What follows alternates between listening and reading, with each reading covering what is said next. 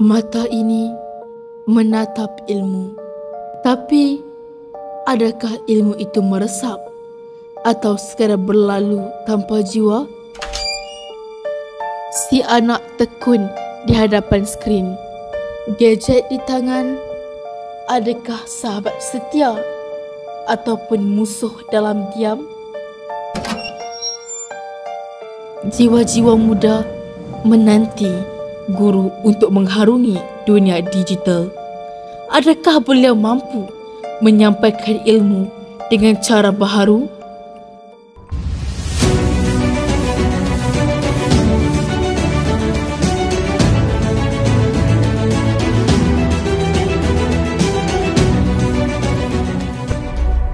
Pendidikan ini perlu mengambil kira kemudahan asas teknologi dan program latihan kemahiran kepada guru-guru di sekolah. Dan mengawasi anak-anak yang menggunakan peranti-peranti.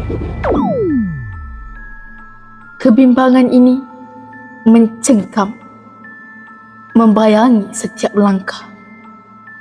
Namun, adakah ia realiti atau sekadar ilusi yang merantai revolusi pendidikan? Kru kami berpeluang bersama dua penyokong utama pendigitalan pendidikan. Siapakah mereka ini?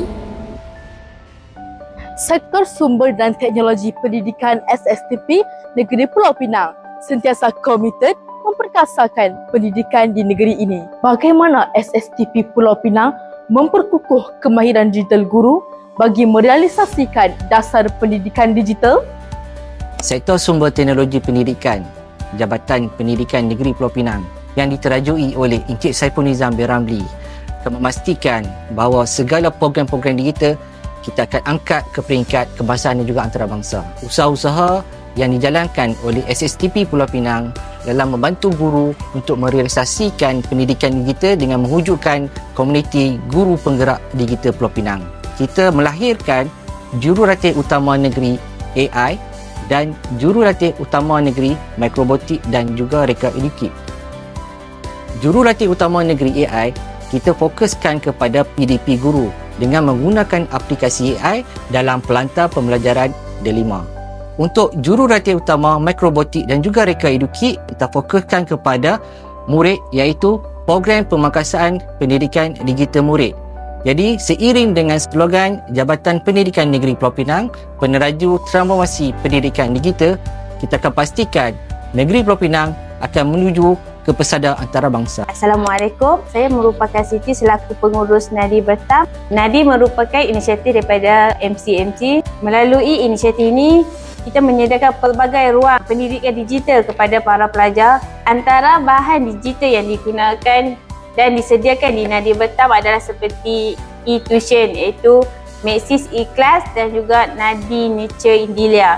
Di sini kami menerapkan pembelajaran sepanjang hayat bagi memupuk para pelajar dalam bidang pendidikan dalam dunia digital. Bagi para pelajar yang berminat untuk menggunakan perkhidmatan internet, printing, photostat dan sebagainya boleh datang dan membuat pendaftaran ahli secara percuma.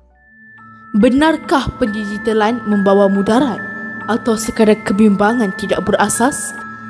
Ayo rungkai realitinya.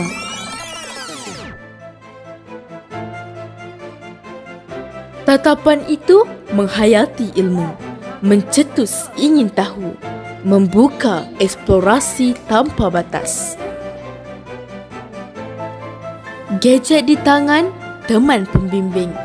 Layar kecil itu jendela ilmu memperluas minda.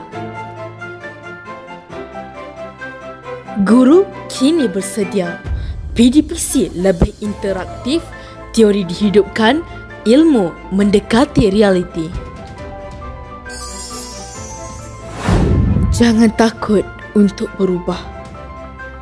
Transformasi digital bukan ancaman, tapi sinar harapan menerangi masa depan.